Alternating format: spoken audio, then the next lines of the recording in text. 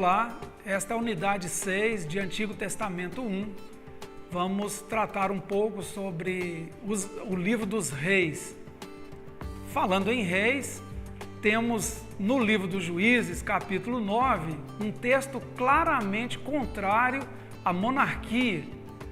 É um apólogo, também conhecido como fábula, a fábula de Jotão, que conta a história das árvores, que vão ungir um rei para si e no fim acabam ungindo o espinheiro. O espinheiro representa o rei, representa a monarquia, portanto, um texto contra a ideia de monarquia. Temos no Antigo Testamento textos contrários à monarquia e textos favoráveis. Quando Saul foi escolhido pelo povo para ser o primeiro rei de Israel, ele foi escolhido para lutar, ir à frente do exército, para representar o povo e dar ao povo condições de batalhar e de guerrear à semelhança dos povos estrangeiros. Então, o requerimento para se ter um rei, esse foi um dos motivos, porque o rei era o senhor das armas, era aquele que ia à frente das batalhas. Se você se recorda, Saul morre numa batalha, na batalha contra os filisteus. Então os reis eram guerreiros, por isso Israel escolhe um rei. Mas de qualquer forma, a monarquia não deu muito certo, porque o rei verdadeiro é o Senhor Deus e Israel acabou se esquecendo disso e constituiu então o Reino Unido de Israel, reunindo todas as tribos sob um único líder, Saul, que significa pedido, porque ele foi pedido pelo povo, então a fama dele é essa. E aí ele é substituído por Davi, que significa amado, querido. É muito interessante quando você lê a história de Davi no livro de Samuel e você lê a história de Davi no livro das Crônicas, você vê que há uma diferença de estilo, do modo de contar a história, porque no primeiro texto ele é apresentado como uma pessoa maravilhosa, mas também cheia de defeitos, um mau pai, até como assassino, como aquele que leva Batseba para o palácio, a esposa de Urias, é uma mulher casada, e tem relacionamento com ela, e o primeiro filho, inclusive, morre. Depois ele se acerta, ele se arrepende, aí ele assume a Batseba, agora viúva, e tem um filho chamado Salomão, e Salomão, então, é o terceiro rei de Israel, da chamada monarquia unida, ou Reino Unido de Israel. Começando aí por volta de 1050 a.C. e terminando esse Reino Unido em 931. Em 931, o filho de Salomão, Roboão, busca o conselho dos anciãos se ele deveria ser semelhante ao pai, naquele ponto negativo que foi Salomão. Salomão chegou a ser idólatra, apesar de toda a sabedoria, e também oprimiu muito o pobre, com impostos pesados.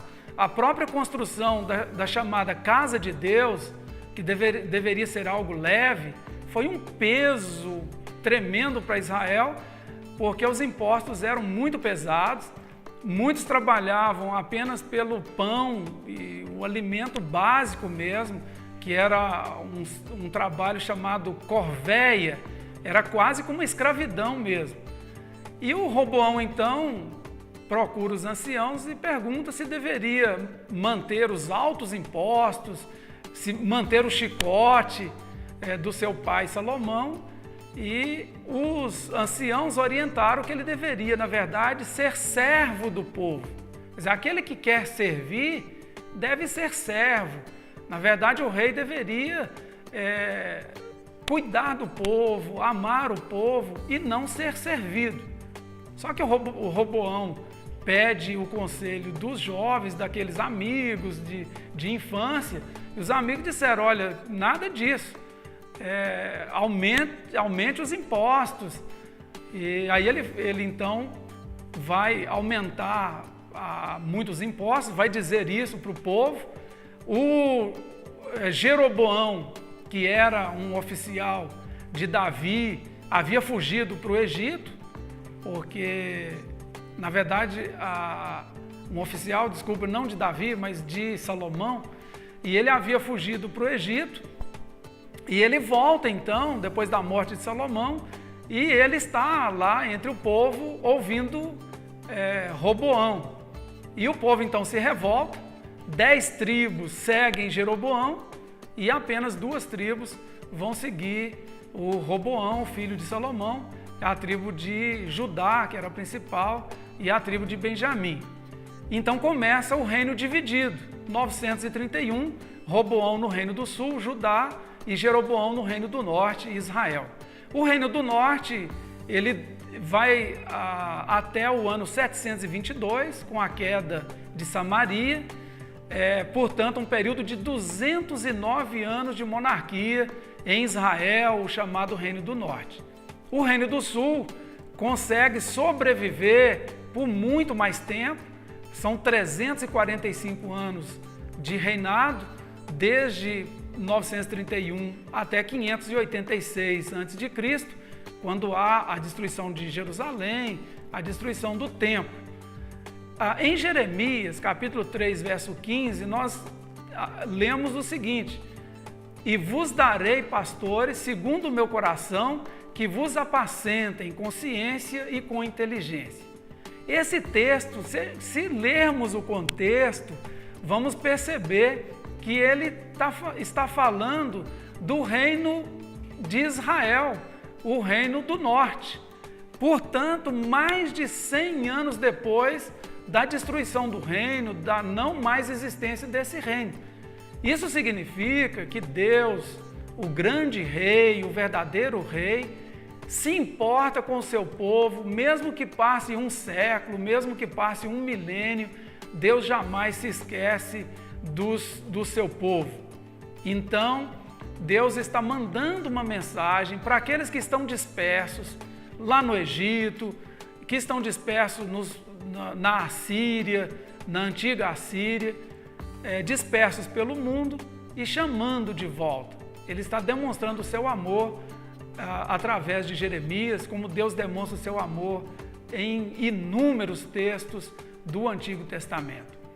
Os reis mais queridos, em que não há grande reprimenda na história do livro dos reis, são os reis Ezequias e o rei Josias.